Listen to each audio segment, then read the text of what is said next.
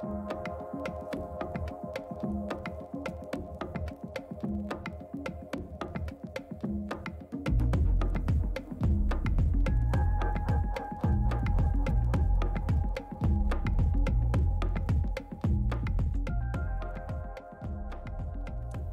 evening, everyone. Thank you so much for coming out tonight. We have a full house. Bravo!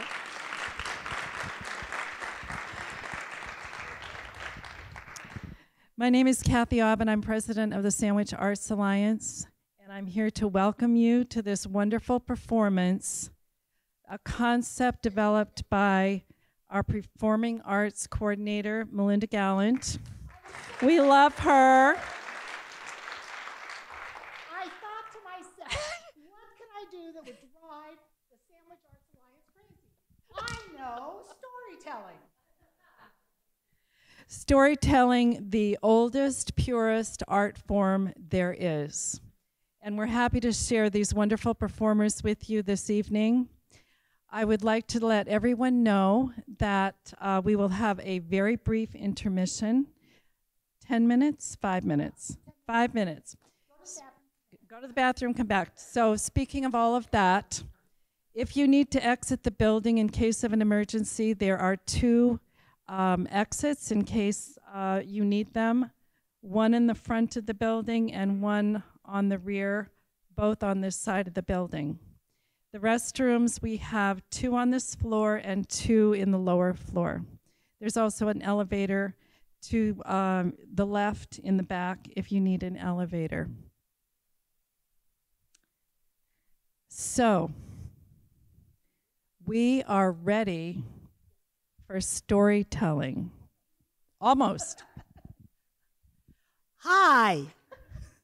Thank you all for coming tonight. I am so excited. When I first came up with this idea, which I stole, by the way, from the wonderful Woods Hole Community Theater people, I thought, and she's in the back, I thought to myself, oh, Sandwich, nobody will want to come to this. This is Sandwich. Nobody does this in Sandwich. Well, boy, was I wrong, and is my face red.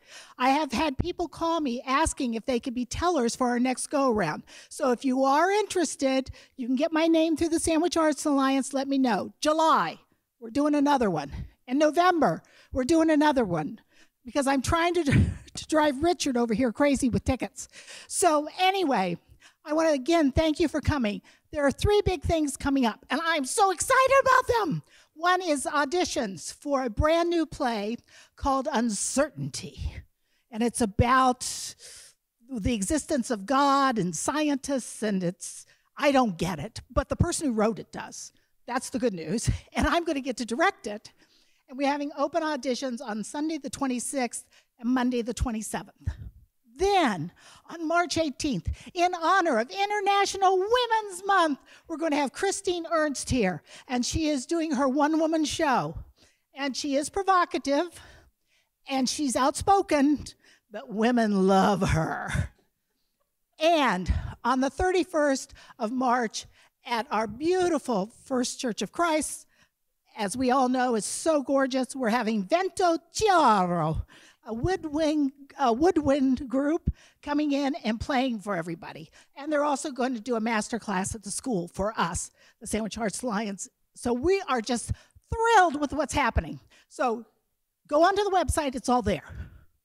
Don't ask me in person because I'll go, I don't know. So anyway, so without further ado, welcome to Tales for a Winter's Day.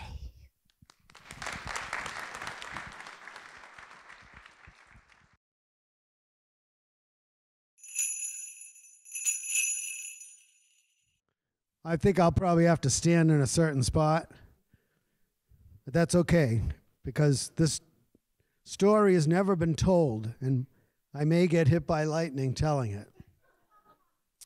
This is called The Pastor and the Pigeons. Now, the story begins, I'm in Worcester. It's the mid-1990s, and I'm there for a family funeral at a small church on Mill Street in Worcester. The woman who passed away was Rose Fayard. a wonderful Syrian woman from a large Syrian family. And it was a really sad event. And I found myself in that kind of a moment when her grandchildren passed out the program for the Mass. And on the bottom of the program was a name of the pastor of the church who was presiding that day.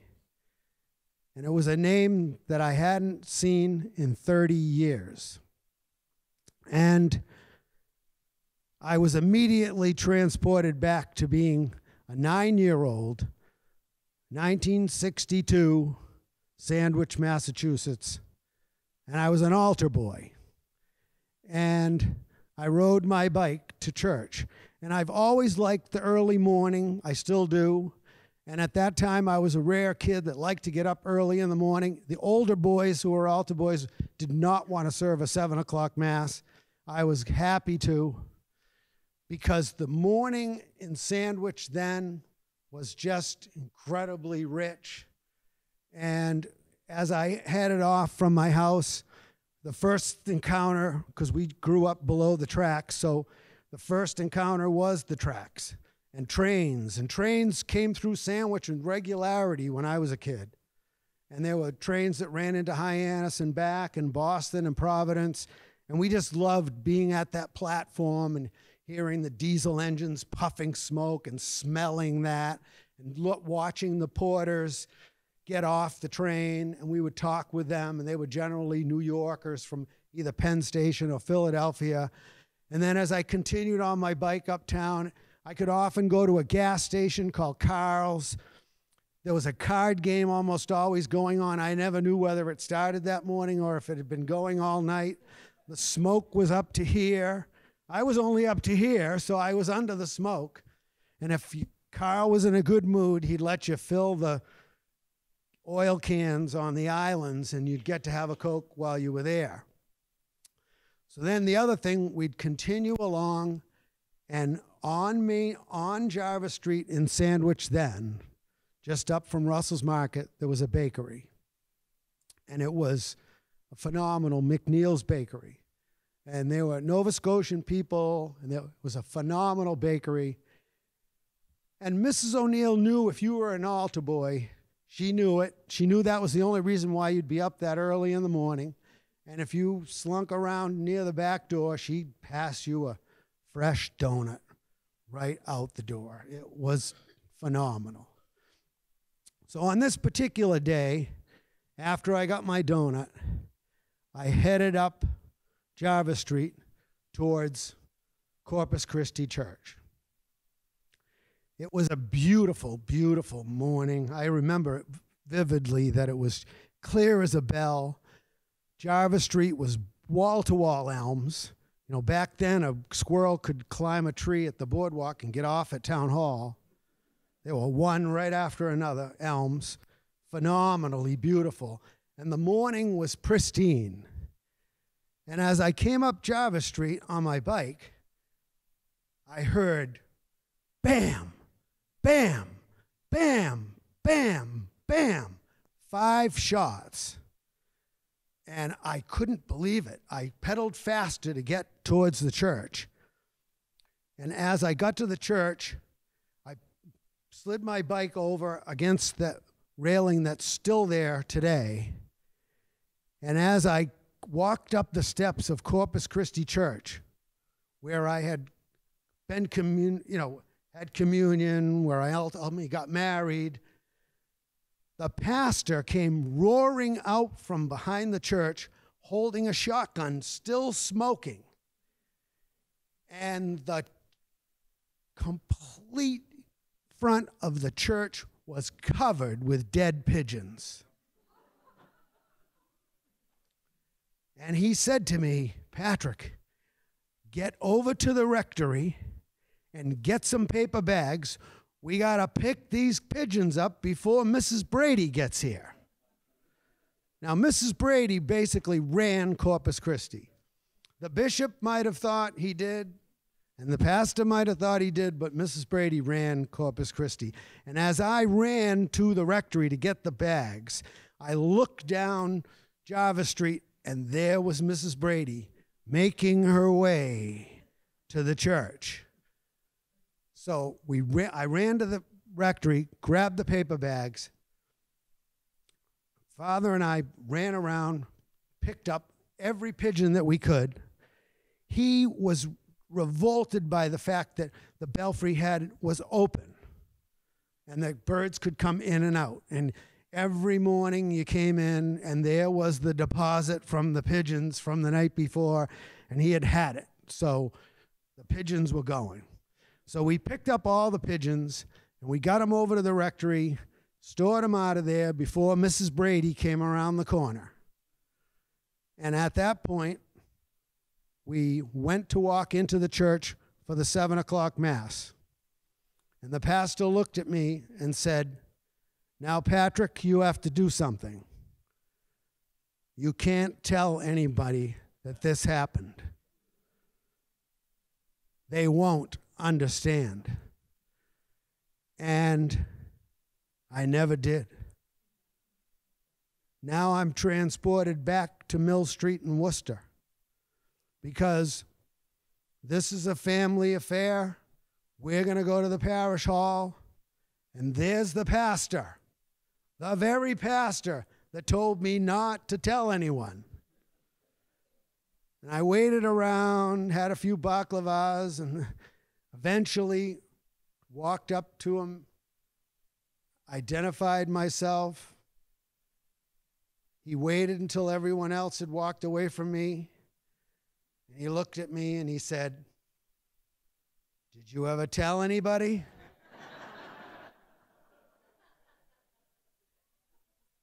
And I said, "No, Father, I didn't." And I waited until this evening to tell that story. I told my brother, but he's in Mexico, so he can't tell you. But it was erased from my mind, and I really never even thought about it until Melinda called me and said, "Do you have a story to tell?" And so now you're in on it. And I thank you.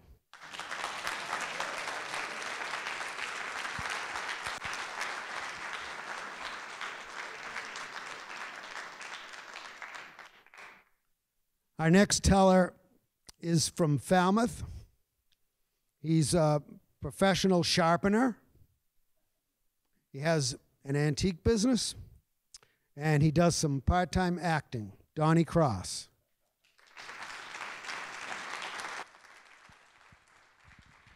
Thank you. How about a big hand for Patrick Ellis? That's a good story.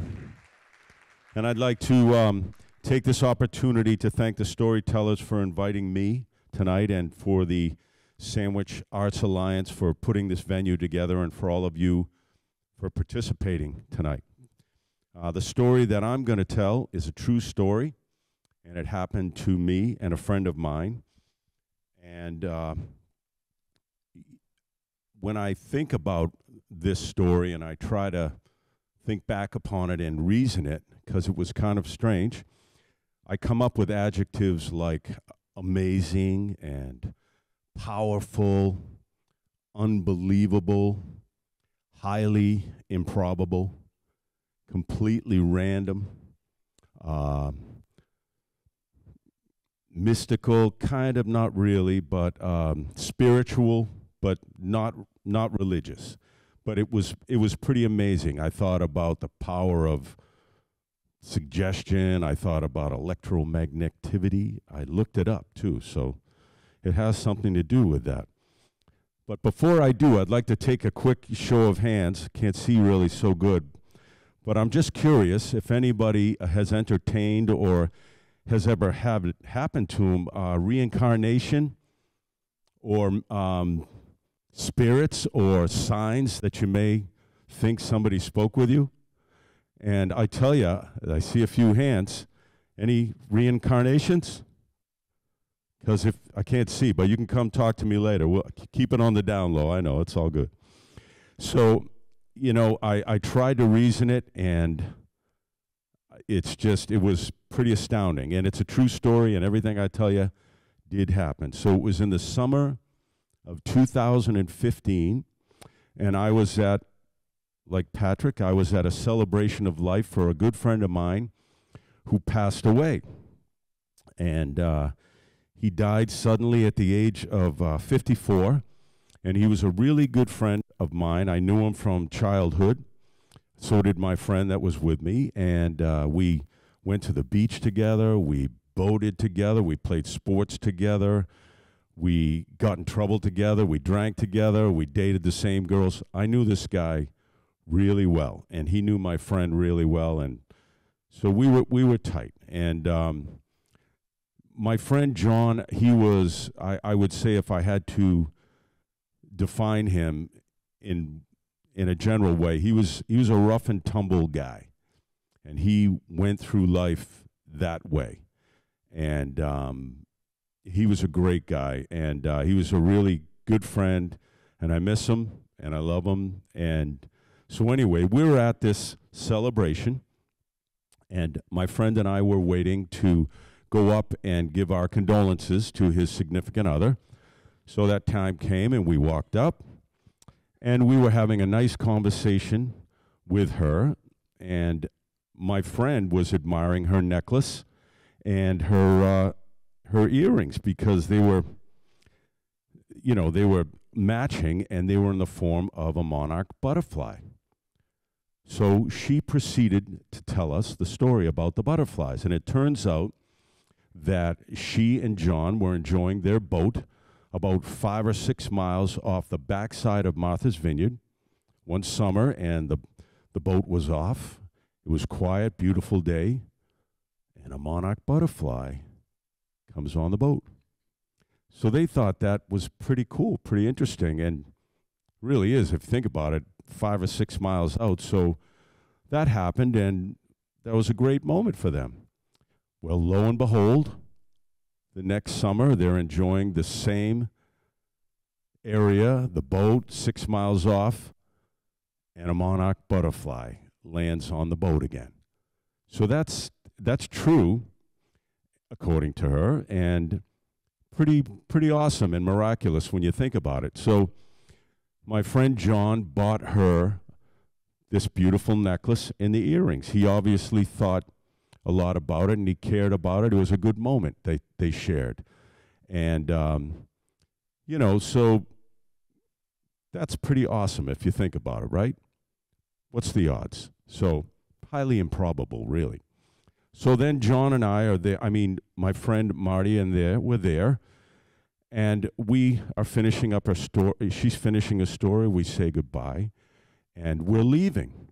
And our car was like about a quarter mile away or whatever, across a big field. So we're leaving, and we were both business guys. We had, you know, it was during the day, and we were calling our customers back, and we're walking across the field, and we stop. We're maybe like 10 feet apart, and we're on our phones, and what do you think?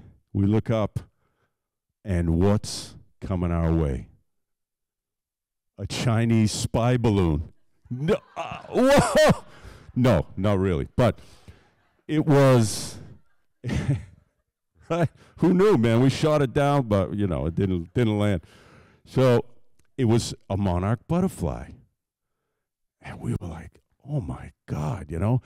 And true. So the phones are off. He's about 10 feet away from me, and we're in awe. I mean, what are the odds? Give me a break. So I get down. True story, man. I picked this monarch butterfly up, and I'm like, John, you know? He's like, yeah, hey, Crossy, I'm looking pretty good, huh? I got my best suit on today. And I was like, wow. So this thing flew off, he or it, and ever since, I've been really thinking about this. And I've talked to other people, and they've had instances, and people talk about when a cardinal shows up, it's, you know, a spirit or somebody going off to heaven. But it turns out, when a monarch butterfly visits you, folklore, I guess, but it's a positive sign. And it means that you're on a journey, and it's a good journey. It's a positive journey. So I just thought that was pretty amazing. And thank God for Google, because I had to look some things up because I had questions. I don't accept things at face value, but I don't rule them out either. I'm not one of those guys. I really kind of think about it, try to look at it. So I did some research, and it turns out that monarch butterflies do migrate, and they would be around May to July, August, in that area. And that's when it happened. We were right in June, right around there, and you could get them out on the water. So all of a sudden, this is making a little bit of sense. And then I came up with the idea of electromagnetism, whatever. So I Google, and it turns out as of 2021, there's 7.8 billion people on this earth, and each one of us within our brain has 86 billion electromagnetic transmitters. And all single cells do, which means the butterflies do. So now I'm thinking this is becoming maybe probable, right? So I'm thinking, but you have to have the intention. So where did it start? So if you think back on that day, she was obviously thinking about what she was going to wear and how she wanted to remember him. So it kind of started with her. She was the mothership. She was the mother butterfly that day, right? And she put it on, and she probably wanted to tell people that this rough and tumble guy was actually very gentle. And he thought about her, and he loved her a lot. And, you know, we knew they had a great relationship. And so that was important. And so she came there with that love and that intention, right? And then I'll bet you 10 to 1, we were not the only ones to comment on that necklace and those earrings. And I'll bet you 20 to 1, we're not the only ones that heard that story about the butterflies. So now I'm thinking, you know, you got all these waves going. It's very possible. It's not highly improbable anymore. It's not random. It could be real. So, you know, at the end of the day, I'm thinking what it stood for was like a metaphor for her love and her intention.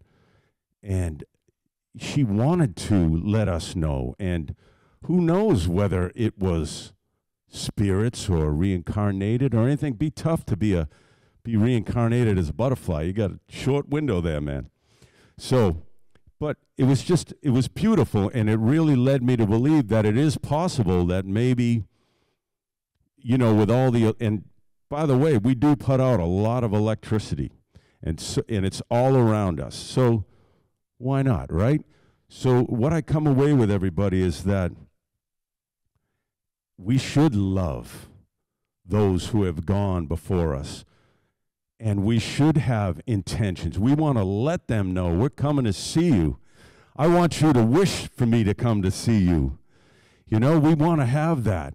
And when we talk to them and we cry with them and we want to forget about all the other stuff, the negative stuff. This is a new paradigm shift. We're now reaching out with love and intention. We're telling them we're coming to see you. And guess what? With all that electromagnetic neurons, it's quite possible that it could happen. Who's to say that it couldn't? And if somebody tells you they know, they either don't know or they're reincarnated, one or the other. So, but the bottom line is always talk to our loved ones, always hope, always pray, whatever it is. And listen, don't give up. You know, don't stop looking for monarch butterflies, because you never know where you're going to find one. Oh! Right? Thank you very much, everybody. I appreciate it. And I have the extreme pleasure of introducing Melinda Gallant, who I've just met this evening, and she is going to direct myself and one of our other storytellers in a play next summer. And we're really excited, and she is a justice to the peace. She may have married some of you. She's a writer, she's an actress, she's a director, and from what I can tell, she's a ball of fire. So please welcome Melinda Gallant. Thank you very much.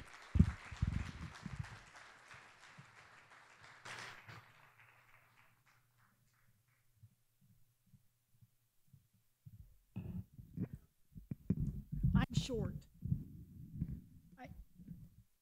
You guys don't all have to agree with me at once, you know. Actually, I put this down. I guess I'm going to hold on to it. Can you hear me okay? Okay, good. So, this is a true story that happened this past summer. But I'm going to start off by digressing. Now, those of you who know me well know that I am from the great state of Ohio. O-H-I-O. The only state that you can spell out with your body. Now, so I came to Cape Cod for the first time on my honeymoon. Oh, I was a young thing. Oh my God, I was so young. Anyway, my husband said on our honeymoon, we're going to go to an island, but we have to cross a bridge to actually get to the island. And I said, well, do we take a boat? And he goes, well, no, I don't think we have to take a boat. But he goes, we're going to cross a bridge. I said, okay. I said, is it like one of the Greek islands? No. Well, is it like, you know, off of South Carolina, North Carolina? No. No, it's called Cape Cod. So we spent our honeymoon in Provincetown on Cape Cod in 1969. Yes, the moment of hippies, great fun. Everybody was free love. We were having free love as the old days. You know what I'm saying? So anyway, he brought me to this beautiful island. Now, we segue 10 years into our marriage, and he comes home from work one day and says, let's just move to Cape Cod. And we had a house and 3 kids in school. And I went, move to Cape Cod? And he goes, well, we vacationed there a couple of times. You like it, right? I go, yeah, I like it. He goes, well, I don't like Ohio anymore. Let's move to Cape Cod. So we did. Obviously, I hadn't thought a lot about this. But that said, I have lived here 43 years as of August. Round of applause, please. Yes. I've lived here long enough when Sandwich had the lowest taxes on the Cape and the schools were the best. Yep, I've seen it all in Sandwich. And I love Sandwich. My heart is here. My mother used to call me, God bless her soul, and say to me, when are you moving home? And I said, no, Sandwich is my home now, Mom. Oh, those people out there.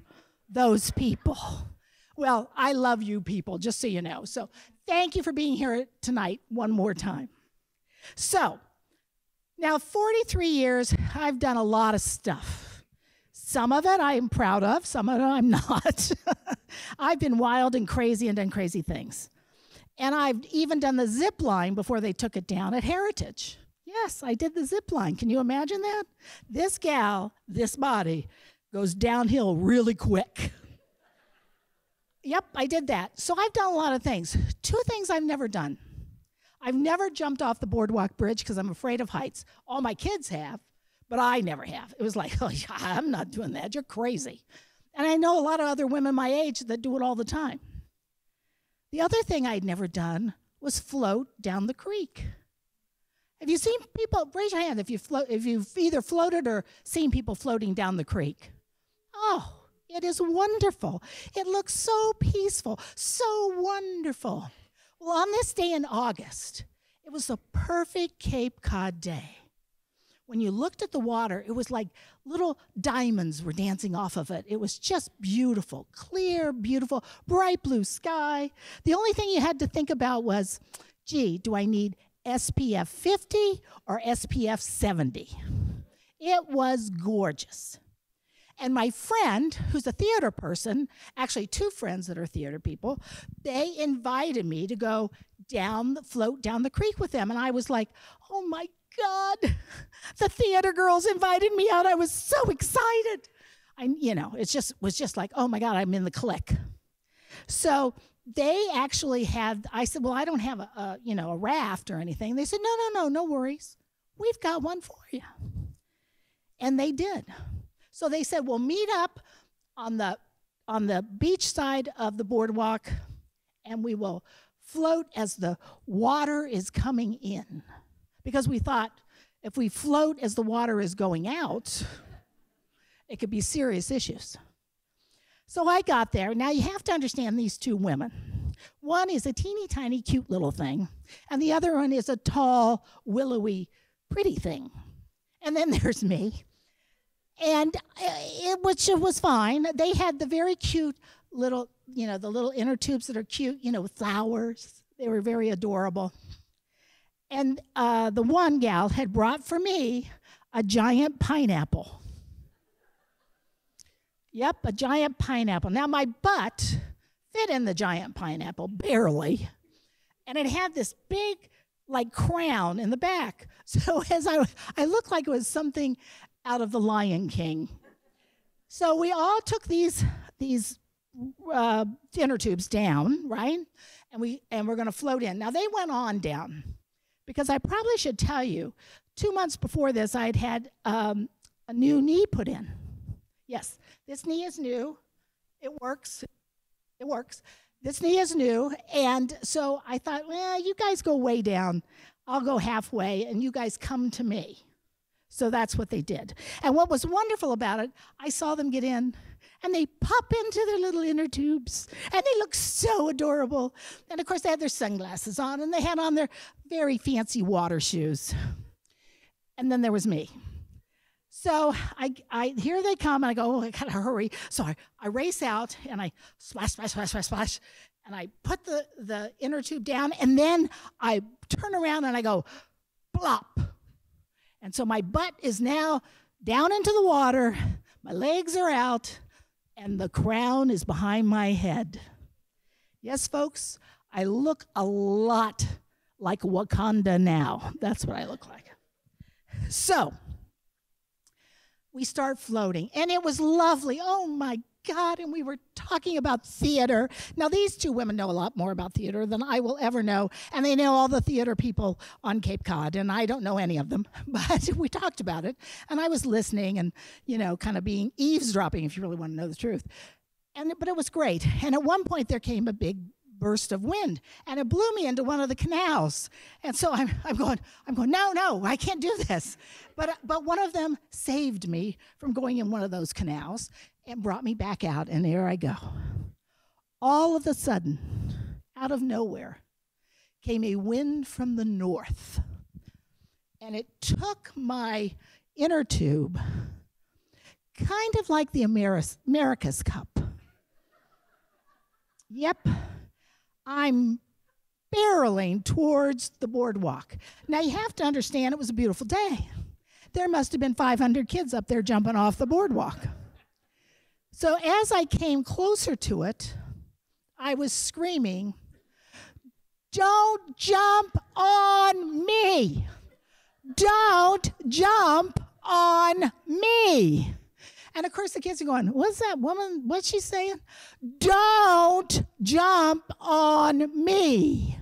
So if you've been to the boardwalk, which I'm sure many of you have, there are big posts. So I thought, they're all over here jumping. I'll do this, right? And I'll get to the other side.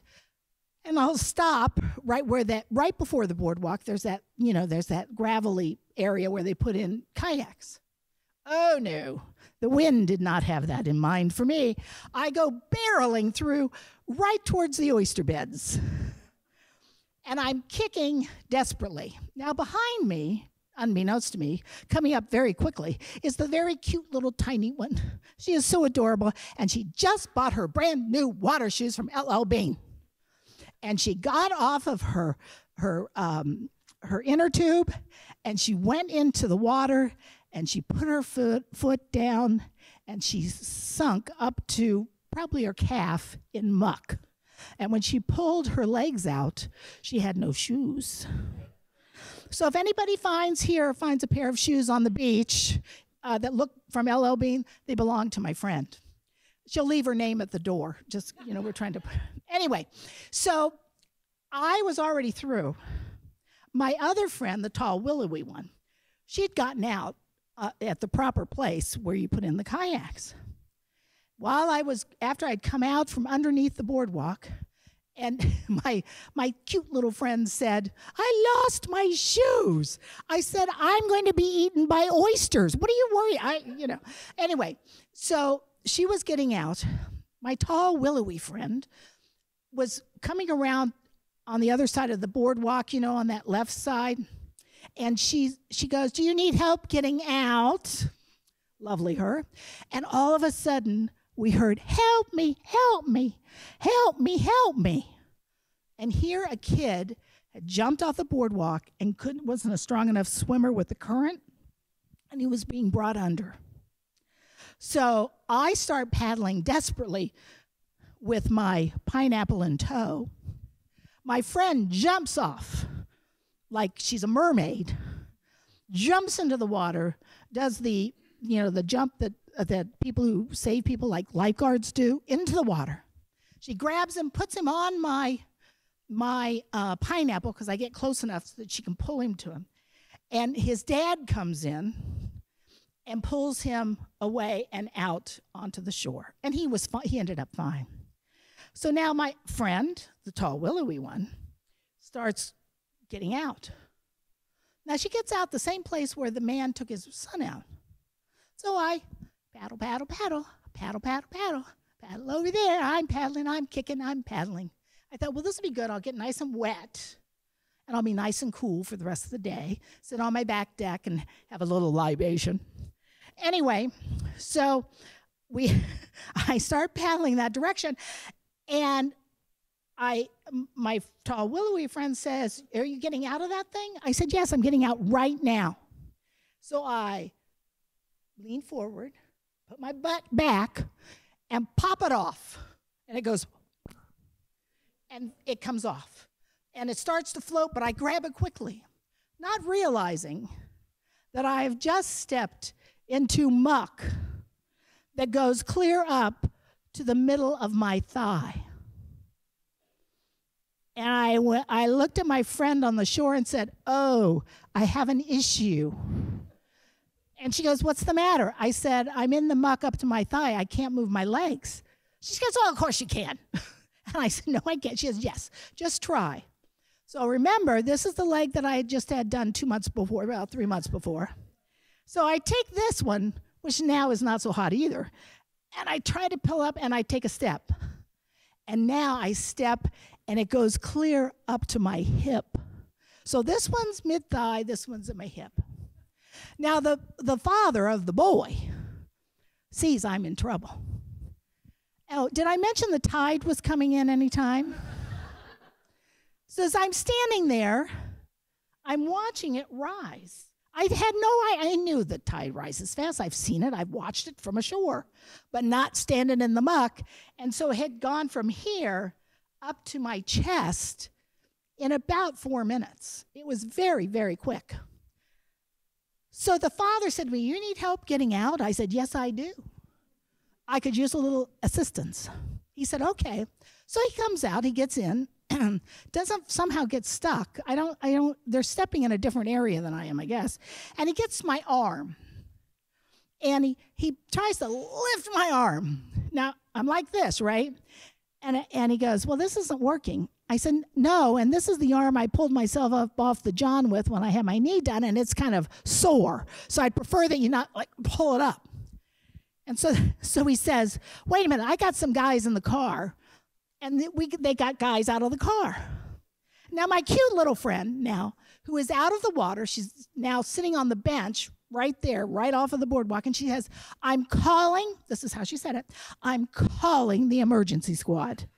I went, absolutely not. Can you imagine what the Enterprise would say? Old woman stuck in muck at high tide. I mean, it would have been horrendous. So the guys come out. Now, I got to tell you, they were kind of cute. And I've been married, as you well know now, over 50 years. He's a very cute, nice man, and he's an artist and all that good stuff. However, these guys were young and cute. Anyway, so they came into the water, and one of them came behind me. And he said, "Ma'am," I said, "Yes." He said, "Do you mind if I put my hand on under your butt?" No. So he takes his hands and he places them under my butt, and the other guy, right, puts one under my thigh, and the father lets go of my arm, thank you, Lord, and takes this leg and picks up the thigh to move it forward. But they had to do it so it'd be like I was walking, right? And they did. And I will tell you, it was probably the best butt feel I'd had all day. Seriously. I may just go stand in the muck next summer, I'm just saying.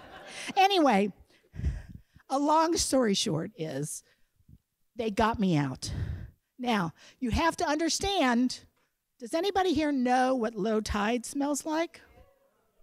Yeah, well, imagine half your body in low tide smell. So when I got home with my two friends, and we sat on my deck for a few minutes, and we hosed off with an outdoor hose, my husband says, "Hi, guys, what are you guys doing back here?" "Oh, nothing happened. No. And I was afraid to tell him that I almost drowned and I got stuck in the muck, and three handsome guys helped me out and put their hands all over my butt. I figured I'd just let that go. So tonight's the first night he's hearing about that. Anyway, so there's a moral to this story. Do you know what it is? Don't get stuck in the muck or you might get... You know what I was going to say. So, thank you very much. Next up. Oh my God. This guy is the man about town. He is fantastic. He writes books. He lives on Main Street. He moved to Maine, couldn't stand it, had to move back. We just love this guy. He knows all the old stories. So everybody, please welcome Jim Coogan. Give him a round of applause. I think she introduced me as a writer, and I have written a lot of books, and I've done that for a lot of years. And I always felt...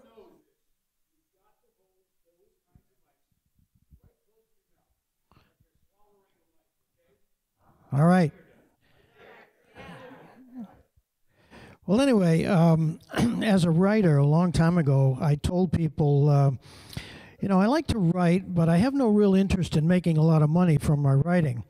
And you know what? I've succeeded over the 25 years. I have a complete record of not making a lot of money on my writing. I was interested when Melinda said that she'd been here something like 43 or 44 years. I've actually been here 75 years. And I grew up in Brewster. And when I went to the first grade in 1950, Brewster had a smaller population than Sandwich. Less than 1,000 people lived there. So you can imagine the small town life and the chance to pick up a lot of stories from the old timers. I used to ride my bicycle home from the elementary school, and I would always stop at the general store, which was run by a fellow by the name of Donald Doan. And he was good enough to let me sit in the corner and read all the comic books. He never charged me for one of them. And around the stove in the middle of the store there were usually a couple of guys, old fellas, that were telling stories. They talked about maybe things that happened in the war, or maybe they had an uncle that was a rum runner, or perhaps they had relatives that had been to sea as sea captains. And I listened, and I picked up a lot of stories. And over the years, I think over 50-some-odd years, I've really picked up lots and lots of stories. And the one I wanted to talk about tonight, actually, I never told Patrick Ellis that I was going to tell a story about his family. And it's probably going to be a surprise to him.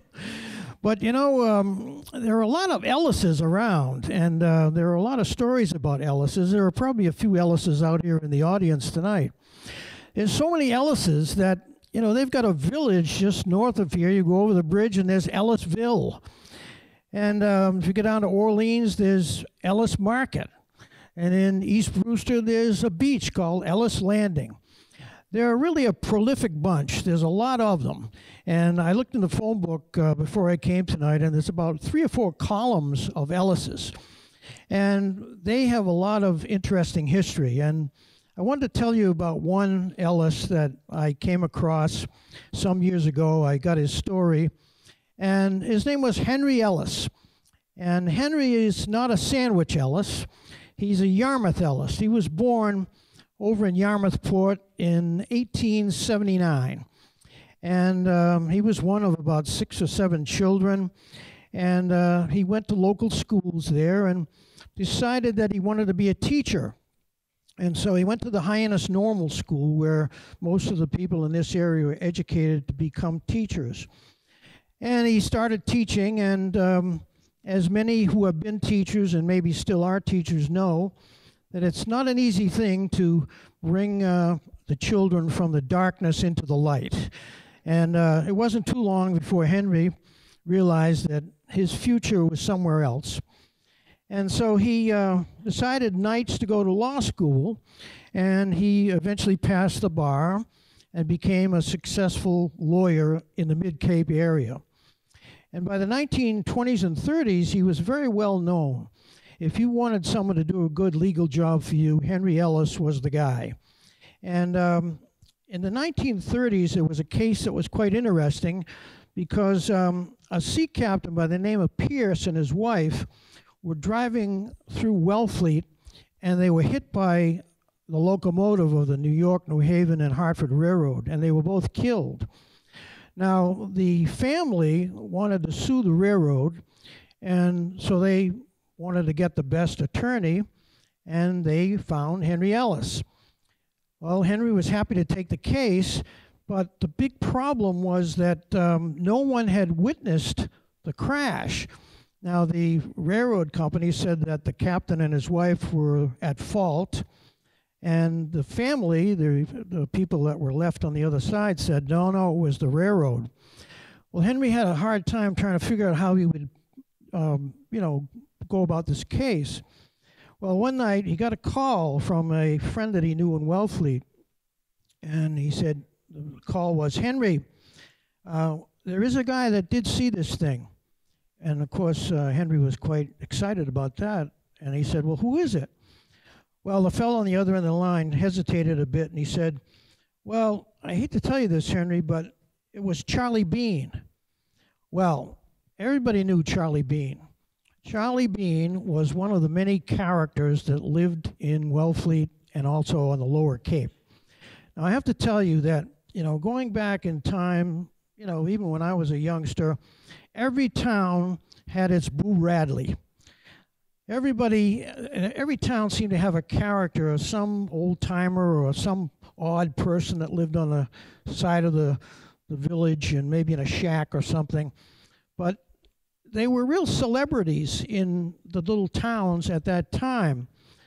I can remember in my own town there was a woman, supposedly she had been a graduate of Vassar College, and she had come to Brewster, and it was her thought that she would escape everything from the big city, and she moved into a shack on Tubman Road, right up near the dump, and she started to raise goats.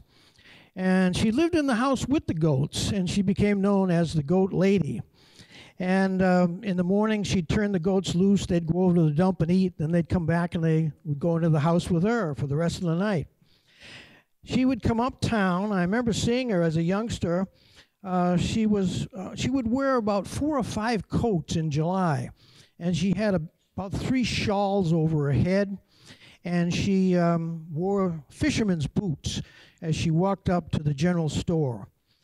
And I was told that she was always going up there to buy the New York Times. And she would comment to people when she would come out of the store that the crossword puzzle the day before for the New York Times had been particularly challenging. Well, she was just one of the type of characters that existed on the Cape before the social services had come along to try to make everybody normal. They were there, and Charlie Bean was the one from Wellfleet. And as people out there used to say, well, Charlie's a great guy, but he's a couple of sandwiches short of a picnic. And that was a kind of a description to kind of give him, he was limited. So Henry Ellis, in thinking about what am I going to do with Charlie Bean as a witness, he got in his car and he drove down to Wellfleet, and he met Charlie, who was in the center of town, and he said, Charlie, what happened? And Charlie Bean said, oh, it was awful, Mr. Ellis. It was terrible. He said, I saw it all, and the bell didn't ring and the whistle didn't blow. Well, right then, Henry Ellis thought, I might have something here. He said, say that again, Charlie? And Charlie said, well, it was terrible. He said, the bell didn't ring and the whistle didn't blow. And Henry said, listen, I want you to remember that, because I'm going to ask you to come to Barnstable Court and you're going to testify in the case. So he left Charlie Bean, and they arranged to get him to come up to Barnstable Court. Probably the first time Charlie had ever been to Barnstable. He's dressed up in his best suit, and they put him on the witness stand. And Mr. Ellis, Henry Ellis, went up to Charlie, who was sitting in the witness booth, and he said, would you state your name, please? My name is Charlie Bean, and the whistle didn't blow and the bell didn't ring. So then Mr. Ellis said, where do you live, Mr. Bean?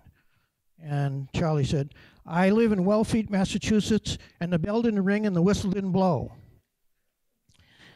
So then Henry said, what do you do in Wellfleet, Charlie?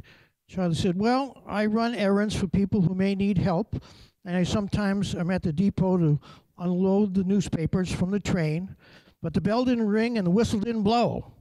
Well, every question after that was the response from Charlie Bean. Well, you could see the jury was breaking up. They were laughing. They pretty much got the message that it was the railroad's fault, not Captain Pierce and his wife. The defense lawyer for the railroad didn't even bother to cross-examine Charlie Bean.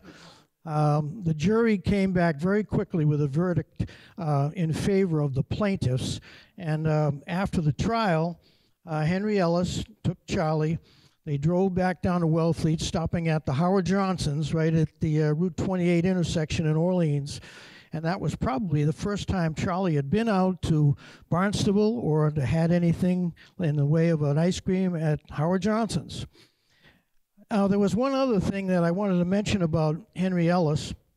It kind of tells you about the kind of lawyer that he was and the kind of person that he was. In the early 1940s, Camden, Maine, they started a program up there saying that they had invented the donut that had a hole in the middle. And the Chamber of Commerce started to play this up, I guess to probably bring the tourists in, but anyway, to give some more information about Camden.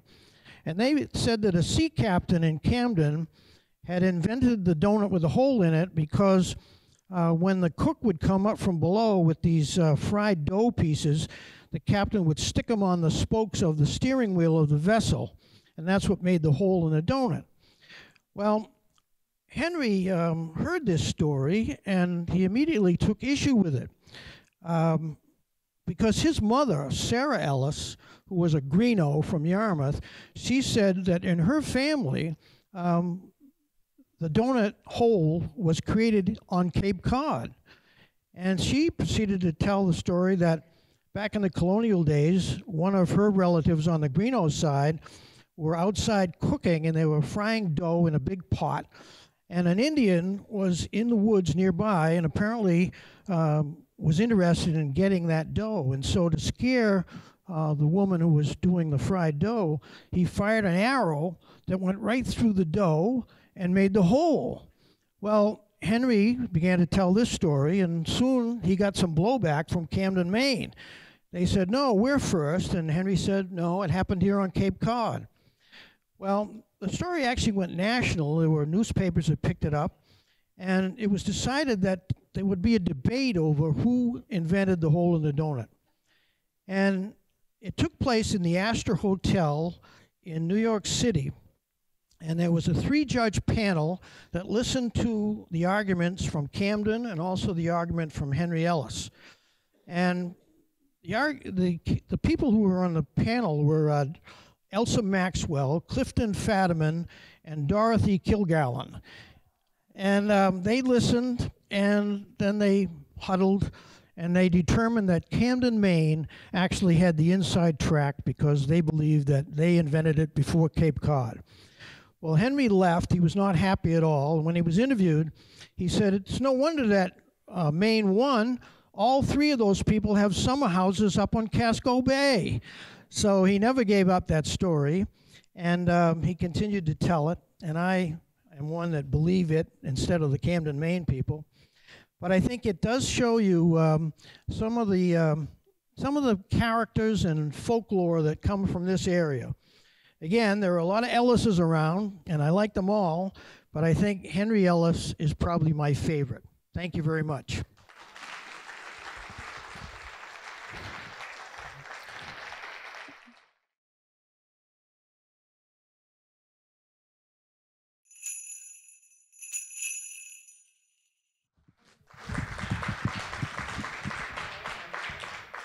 We started by saying thank you for coming, and now we're saying thank you for staying. My name is John Richmond. I'm going to tell a story tonight that, in keeping with everyone else, is a true story. So this story takes place in New York in 1977, when New York was famous for being dirty, dangerous, and degraded. And at that time, my future wife and I were sharing a studio apartment with her cat and dog on the Upper West Side before it was gentrified. We were waiting tables for a chain called Brewburger. We could only get lunchtime shifts. We couldn't make any money. We could barely keep our heads above water. But we were very lucky that we had a New York friend named Ray who'd grown up in Queens, and he took us under his wing to teach us the ways of the city. And he would come up and park his cab in front of the fire hydrant, bring pot upstairs and get us high. And Mary would somehow make a delicious dinner on the one burner that worked on the stove, which was directly out of the Honeymooners. It was literally the same stove. And we had a good time, and Ray would teach us. And one of the first things he taught us was, in New York, you never take your wallet out of your pocket. If you are leaving the apartment to buy something, you count out the money that you're going to need, you put it in your pocket, you put no money in your wallet, and you go, and when you pay for it, you take the money out of your pocket. If you take your wallet out of your pocket in public in New York, one of 3 things is going to happen. The first, somebody's going to grab it and run. The second is somebody's going to notice where you put your wallet, and they will pick your pocket. And the third thing is, this time you got away with it. So you have the picture. So anyway, one beautiful spring day, incredibly enough, we had $5 extra. And we decided to celebrate by putting that into our savings account further down, where there was already $5 waiting for it. So I celebrate. I put on my best outfit, clean painter's pants, a polyester Tattersall shirt. I set off down the street, and everything went great. I went into the bank, did the money, got the deposit slip, went outside, went across Broadway to come back uptown to the apartment. And as I was crossing, a man started following me, calling out, "Sir, sir, wait, sir." Now, this is New York. I am not going to wait and talk to a stranger. But he caught up to me at the curb. And he's waving this big wag of bills in my face. I don't need money. I have money. I have too much money. I just got insurance settlement. And he waved at a building that had AIG Insurance over the door in big 3D block letters. I need your help. My friend was supposed to meet me. He's not here. He's not been here for a long time. I cannot reach him. I do not know where he lives. Look, this is him. And he gives me a piece of paper. It says, very neat writing on the scrap of paper, Walter Jackson, 1276 LaGuardia Boulevard, New York, New York, and a phone number. I have no idea what this is.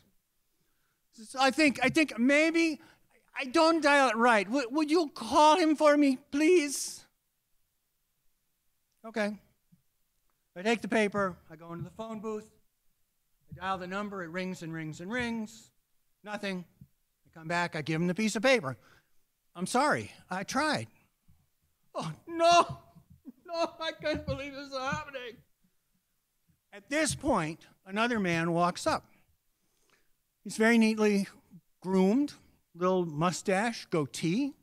And I can see him to this day because he's wearing something that I had never seen before and I have never seen since.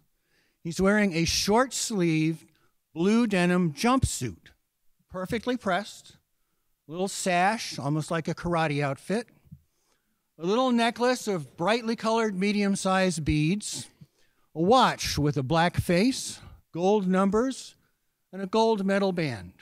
He says, "What's going on here? Is everything all right?" My Caribbean friend is like, "No, everything is not all right. I have too much money. I don't know what to do. I'm just my friend. I can't stand it." He says, "Calm down. Calm down. The first thing we need to do is we need to take that money and get it in a bank. Look, there's a bank over there." And he looked at me and said, "Is that your bank?" Well, yes, as a matter of fact, it is. I said, "So? We'll get your money in the bank. It'll be safe. You'll be fine." Bank? What is this bank you speak of? And Mr. Blue looks at me with a look like, "You tell him." So I try to explain it. You go in, you give your money. They give you an ID card like this with your account number on it. And when you give them the money, they give you a deposit slip like this. So I've now broken every rule. But I have no money. So I put it back in. He looks at me and says, "I don't understand." And I had a thought. Maybe he's from Haiti. Maybe he speaks French. I took French in high school. It wasn't bad. Maybe we can get through this in French. So I look at him. I say, "What language do you speak?" I took him aback. He looks at me. He says, "Broken English." Broken English. I have literally no excuse for the rest of this story. Mr. Blue jumps right in. He says, "It's okay. It's okay. We can still help you. Now, why don't you just go in and to show him he can trust the bank, take out some money and bring it out and show him the bank will really give you the money. And you should probably get a fair amount of money because he has so much money that he's putting in the bank. You should bring a fair amount out." And I said, "Well, I would like to do that, but I only have $10 in the bank, so I can get 5 and show you the principle as to how it works." Mr. Blue looked at me and he said, "You only have $10 in the bank?" And I was like, "Yes." He said, "Wow. Oh my God, look at the time. I'm late, I gotta go." And he took off uptown. That left me with Mr. Caribbean, who looked at me and said, $10? That's no good. He started to walk downtown. I start to follow him. "No way, sorry, I can show you." And he turned around, and now the Caribbean accent is gone. "You ain't nothing but street trash." And he takes off.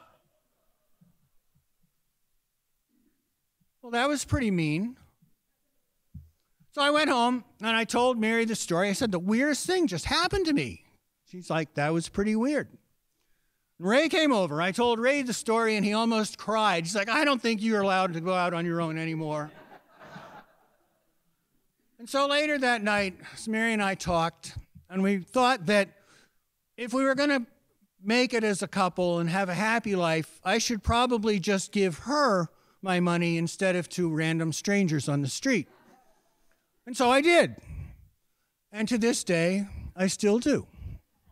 Thank you for listening.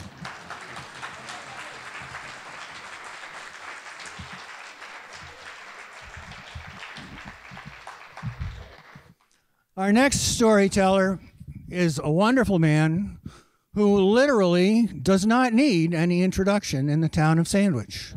May I please present your friend and mine, Mr. Bob King.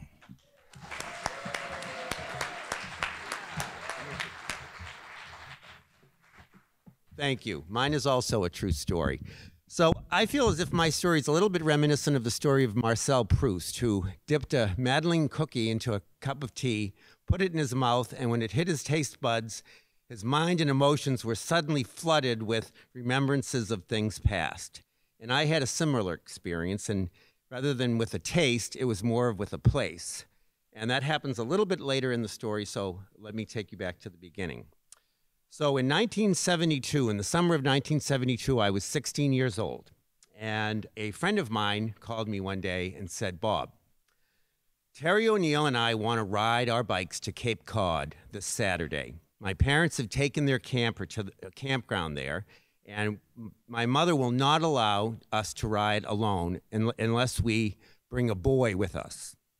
And I said, okay, I guess I'll be the protector. And I thought, well, all right, that sounds like fun. Great. When do you want to see me? She said, well, why don't we meet at my house at 8 o'clock? So we lived in Duxbury.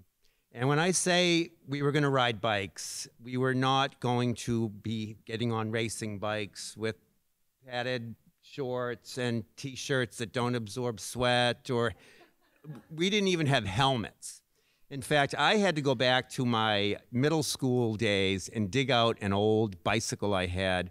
I think it was called a Stingray, and I don't know whether you remember those, but they had a low bike with a banana seat and handlebars that came up like this, and it was more like riding a sort of, I guess, a faux motorcycle.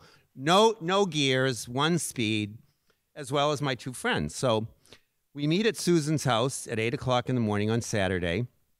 We ride down Washington Street, we go through Hall's Corner, we head down Bay Road, and in Kingston we get on Route 3A, and we're going to ride to Cape Cod. And that was a lot of work, let me tell you. There's nothing like being 16 and having the strength and stamina of a small pony, because it took a lot, but we did it. And we rode. And in those days, really, after you got out of Plymouth Center, there was some sort of summer homes for a ways, but then everything was just woods all the way to the Sagamore Bridge.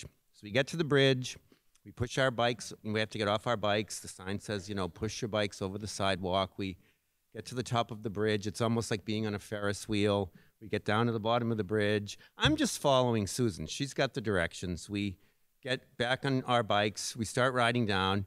We turn onto Route 130, Route 6, Old Main Street.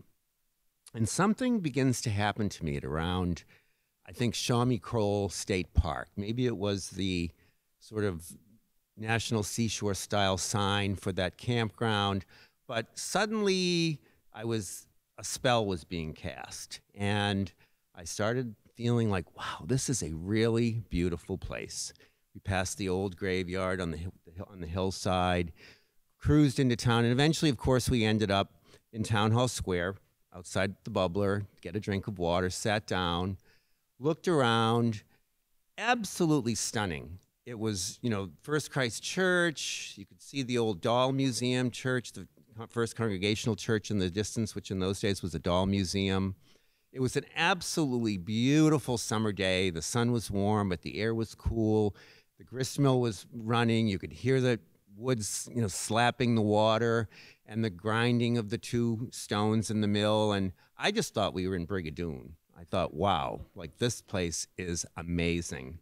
Got back on our bikes and started riding down 130, past the swans gliding on Sham Pond, and got to Quail Hollow. Well, I don't know whether any of you had ever been to Quail Hollow back when it was a farm stand, but it was absolutely stunning. Beautifully displayed, perfect fruits and vegetables in this old barn with old baskets and beautiful lighting. And I was just mesmerized. And so we each got a couple of pieces of fruit and went across the street to Wing School and sat down under the big trees and on the grass. And one of the things that stands out to me in my mind about that day was my friend Susan, rather than buying a piece of fruit, I have never seen anyone do this had never seen anyone do it before, and I haven't seen anyone do it since. She bought a really big tomato. It was so big she had to hold it with 2 hands, and she ate it like an apple. And I thought, wow, that is really strange. But it was something that I think planted the memory of this day in my mind. We finished up, and at one point I looked at them and I said, you know, you guys, this is where I want to live. You know, when I grow up and I'm ready to settle down, I want to live in a place just like this. This is so beautiful. And they agreed, and we got back on our bikes and rode up that miserable hill, up Route 130. And it would be years later that I realized we went to Peters Pond Park. We spent the weekend with her parents at their camper, and at the end of the weekend, we put our bikes up on the top of the camper, rode back to Duxbury, and I really didn't think much about that. I finished my next 2 years of high school. I traveled to Europe backpacking with my Europe on $5 a day book, and actually spent only about $5 a day. Attended college, finished that up, moved to the city, lived there for a couple of years. And so then I was about 26, and I thought, well, what am I going to do with my life? And I ended up buying Marshland Restaurant on Route 6A. So I eventually, after a couple of months of commuting back and forth to, my parents had a cottage in Falmouth, and I would go out 1:30 and back and forth. I found a place to live in Sandwich. And as summer came on, one day one of the employees at the restaurant said to me, you know, you should go over to Quail Hollow. I think you would really like it there. It's a beautiful place, and you know, they've opened last week, and I think you'd enjoy it. And I thought, all right, great, I'll stop by there. So on my way, actually, I wasn't going back to Falmouth. I just went over there. And when I stepped, in those days, what happened was you would step up from the parking lot into the barn, and the moment I did was just like Marcel Proust's experience. All of a sudden, my mind and my emotions were flooded with the memory of that day we rode bikes through this town where I said, I want to live. And I stepped out off the floor of the barn, and I looked over at Wing School where we had eaten our fruit, and Susan ate her tomato. And I thought, oh my God, I am living in the town I said I wanted to live in. So in closing, I guess I just want to say that for 40 years, when I would be met with challenges or trials or tribulations, I've always taken great comfort and really reassurance in a way that all things would work out because I was in the place I was supposed to be. Thank you.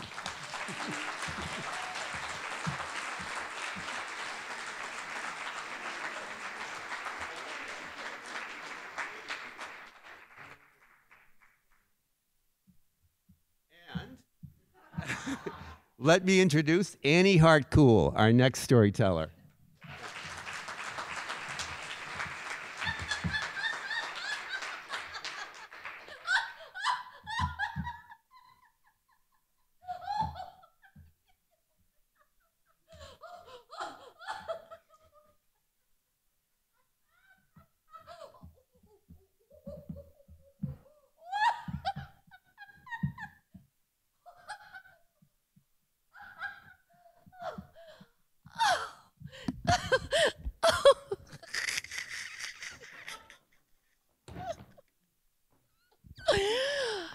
It was 1976.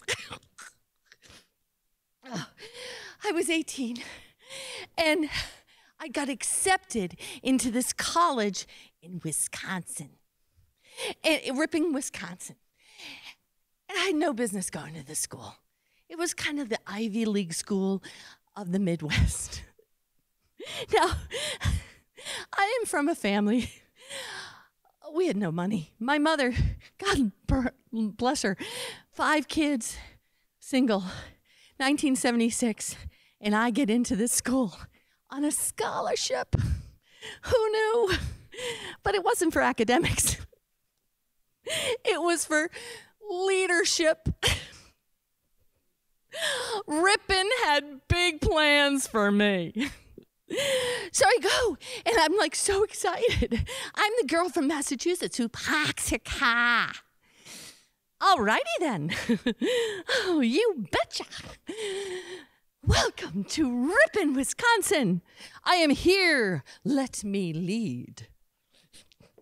This was a big mistake. Anyway, just so you know, my school, Ripon, Wisconsin, Harrison Ford, 1964. However, he didn't graduate because 3 weeks before graduation, he got caught in the women's dorm. And they kicked you out of school for those things then. But in 1977, he came back because he was so famous from Star Wars that the school decided we better own him. Good alumni. So he came back and got his diploma in 1977. And then, my favorite, 1924, Spencer Tracy. He didn't get in any trouble that we know of. But anyway, I digress. So here I am. I'm at Ripon College in Ripon, Wisconsin, my little Massachusetts self. And it wasn't long before I realized that my cafeteria job was not going to cut it, that I needed to get more money in my pocket in order to stay at this highfalutin school. So I walked downtown and I got a job. By the way, in 76, the drinking age was 18. Does anybody remember that? Okay, it was brief, but those of us of that year were really psyched. So I got a job at The Spot. The Spot was the happening place on Main Street. Upstairs was a five-star restaurant, and downstairs in the basement, the lower level, it was for the kids and the farm kids, the college kids and the farm kids. So picture this. Upstairs, you've got the linen tablecloths, the staff dressed in tuxedo, black and white, and the piano player. And downstairs, you've got the halter tops, the jean skirts made out of old Levi's, and the foosball table. So either way, I was costuming, wherever they put me. Now, enter leadership skills, okay? I'm working the upstairs bar in my little tuxedo, and it dawns on me that I could invite my theater friends to sing at the piano bar. That would give them experience in front of a crowd. They'd get a little improv in because, it's hard to work when people are interrupting you. And my theater coach thought it was brilliant. My boss thought it was the best. And I, of course, had a couple songs in case someone didn't show. It's a marvelous night for a moon dance with the stars up above in your eyes. A fantabulous night to make romance 'neath the cover of October skies. Oh my God. Those youthful years are over.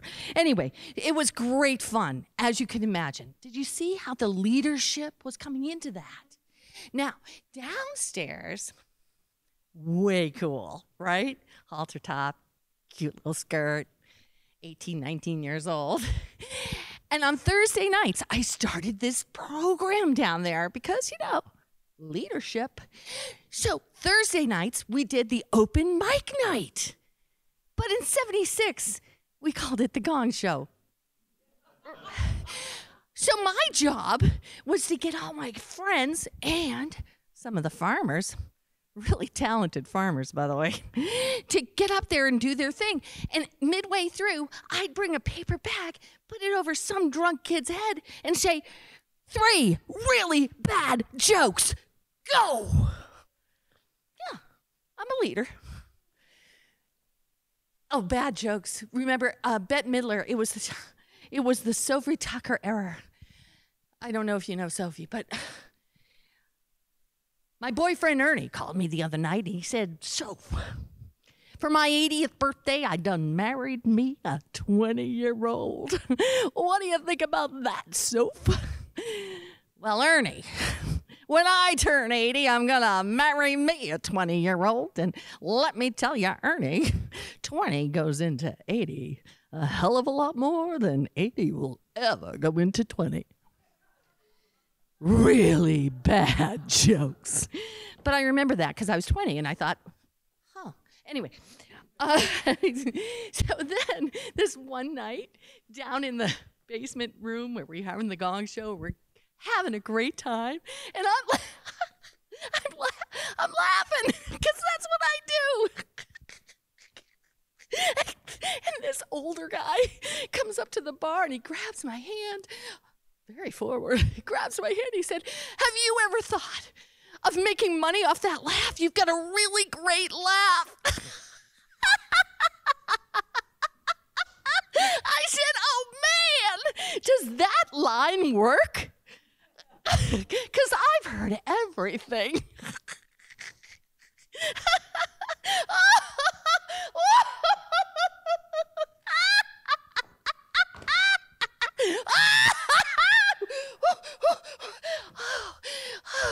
So, his name was Jerry Jaworski. He was in from Chicago, visiting his dad, and he was 27. That old man. Anyway, this is a true story. I started laughing.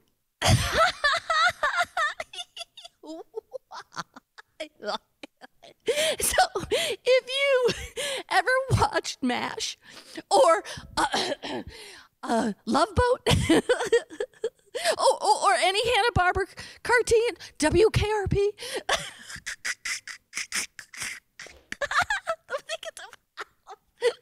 it was me. So I had this brief career as a laugh track artist between the years of 76 to 79 before they did live audiences. And I remember going, my husband and I have been married 30 years now, but I remember going home to meet the mother. And she was a TV Land fan. And she goes, "Man, your laugh is really familiar." And I said, well, trying to impress her. "Yeah, well, I was a laugh track artist in college. It didn't last very long because studio audiences, but, laughing's good for the soul. It's like cardiovascular health. You should laugh." And she goes, "What?" So then I became the dancing monkey of the Cool family, because every time we visited, she'd say, "Girls, wait 1 second. You've got to hear my daughter-in-law laugh." And I would laugh for her. And then the reason I'm telling this story is because during COVID, one of the only good things was that I started getting these tiny little checks. $4.71, $6.20, late night TV, Ellen. I'm on Ellen. And I thought to myself, shucks, I got to renegotiate my contract. I don't think they're going to put me back in the can. So the moral of the story is, Harrison Ford, Ripon College, Spencer Tracy, Ripon College, and little Annie Hart from Princeton, Massachusetts, Ripon College, and I'm still laughing about it.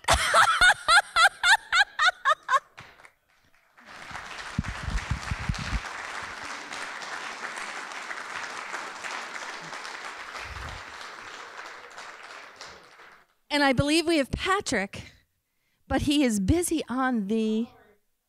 Are you here? When I'm calling you. Filler. Okay. Thank you very much. Thank you. Ooh. Hello. Sorry about that. So there's a psychological condition called Paris syndrome. I don't know if you've heard about this, but it happens. It's an extreme form of culture shock, where you get to somewhere, you're expecting it to be one thing, and it's so different that it gives you a complete nervous breakdown. Now, the Japanese embassy in Paris has a hotline, because about 20 times a year, a poor Japanese person gets off a plane, they see one piece of litter, and they have a full-on mental breakdown. It's a recurrent, horrible, horrible kind of problem. But the thing about Paris syndrome is that it goes both ways. The people in Paris are really, really annoyed with that idealized image that people have of the city. It just drives them nuts. You can see it everywhere. Like, they do this thing, you hear love locks, where couples, they get a nice padlock, and they go to a bridge somewhere in Paris, and they clip it onto the bridge as a symbol of their eternal, undying love. And so the city employs a bunch of guys to go around with big clippers to snip these things off all day so the bridges don't fall into the water. So it's just completely constant. Now, see, when I was in Paris on a school trip, that was my main understanding that allowed me to fluently communicate with the people of Paris without knowing a word of French. You see, at the school I went to, there were awards they'd give out for every subject. They'd give out an achievement award if you did really good, and they'd had an effort award that they also gave out.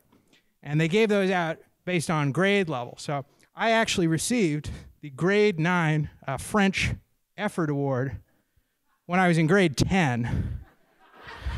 So I was kind of where I was at. But I noticed that all these kids who were on this trip who'd done French for years, and they were basically fluent, but they'd get up to the counter and they'd try to, buy something or try to talk, and instantly the clerk would be, I speak English, I speak English, I speak English. And they'd move on. It was just terrible. And I was so ready to be horribly embarrassed when I realized, no, it's not the language. It's not you're butchering my beautiful tongue. It's that you care too much. So I developed a strategy where if I kind of lowered the eyelids to half-mast and I slurred my speech a little, I didn't make great eye contact and this and that, they'd never switch to English. They would talk right at me. They'd conduct full conversation. They'd ask me clarifying questions. And I'd shrug, and I'd only memorize the very first sentence. Never got corrected once. I had a full 10-minute conversation in French. Do not speak a word of it. I was trying to buy a book, and I knew how to say what the title of the book I wanted. And I asked the guy, and he put it in the computer. He couldn't find it. And he starts taking me around, and he's leading me back and forth. He starts telling me about his day. I can tell he's getting onto some other topics, and I'm giving him some real non-committal. It keeps going, 10 minutes, until he finally has a clarifying question about the book, maybe what issue or what, I have no idea. And he turns to me, and he asks me, and I have no answer for him. I have to very quickly, I'm sorry, man, I don't speak any French. Horribly confused. It was just terrible. But I made sure for the rest of the trip to be joined at the hip to some other people, just to make sure I wouldn't be horribly embarrassed again. So anyway, later on, we had another incident, right, where a girl had eaten, I think it was like a quiche of some kind, clams in it, and she was horribly allergic to shellfish. She also wasn't very fluent. And so we delayed our entire trip. It was just terrible. She had to have the EpiPen area. It was lots of theatrics. It was just awful. And we missed out on going to the Notre Dame Cathedral. And we were going to go to it the next day. Well, we couldn't go to it the next day because I don't know if you know about this, but a lot of people in France, they love smoking. And I'd see a lot of guys smoking, and they'd be working on live wires and putting there, and they'd be flicking cigarettes right into it. It was just terrible. And it turns out they've been doing a lot of that. They were renovating the roof of that there cathedral, and they put a lot of cigarette butts on top of it. And lo and behold, caught on fire. It was just terrible. And we were at a restaurant, and someone told, hey, that cathedral you're just about to go to? Well, you can't go to it no more. It's burning down. It was just awful. And so we decided, of course, let's go take selfies in front of it and look at it. And it was pretty cool because we were all, we all ran out and we got onto a bridge, and you were watching a 3-alarm fire. And all the people of Paris were really sad, but everyone else was just pointing. But I don't know if you've seen a cop over in France, but they're pretty fat and they don't have guns or nothing. It's kind of like here, except they don't have guns. But then these green beret types, or whatever the heck they call them in France, regular berets, they came out and they were about 7 foot tall, literally square jaws, and they had assault rifles because they thought it was some terrorists or something who were burning down their church, and not just the guys working on it. Just terrible. And they didn't speak any English, and I didn't think I could bluff my way through because they were really scary looking. So suddenly your blood pressure is rising. You're feeling more like those Japanese tourists and this and that. And we're on a bridge, and suddenly they don't want us on the bridge no more. So I picked one direction, and everyone else went a different one. after me, though. I went first, so I mean, they probably should have followed me. But suddenly, I found myself alone in a city on fire, where I didn't speak the language, and it was just terrible. And there were cars honking everywhere, and there were huge guys with assault rifles pointing them around everywhere. It was just completely terrifying. You know, I was really, really horribly affected by this, and I froze. It was just terrible. And I couldn't find the rest of my people, so I held up. I had a brochure for the Louvre. I held it up in the air so maybe perhaps someone could see me. I looked like an idiot, you know, but I was so horribly traumatized. And lo and behold, God knows how long I was there, but then these two beautiful women came towards me, right? Just completely radiant beauties. Like, I swear to God, they turned out to be actual like models of some kind.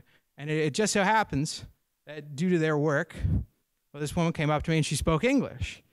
And I'd cheaped out. I didn't have a data plan or nothing, so I couldn't contact my group. And she was so kind, and she calmed me down. She said, "It's going to be all right. You're going to be fine. Don't worry."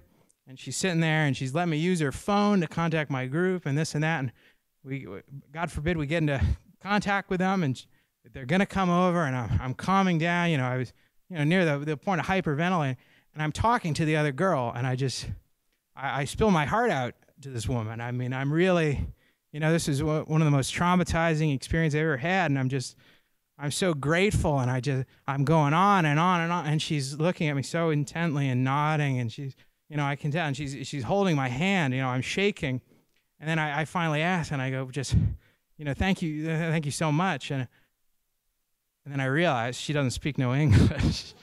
It's just terrible. She's just been really nice to me. I don't know. That's the end of the story.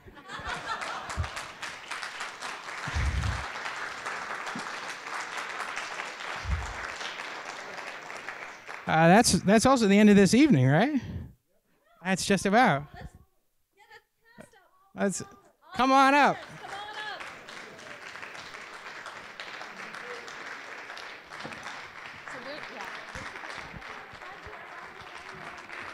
Right here. Oh.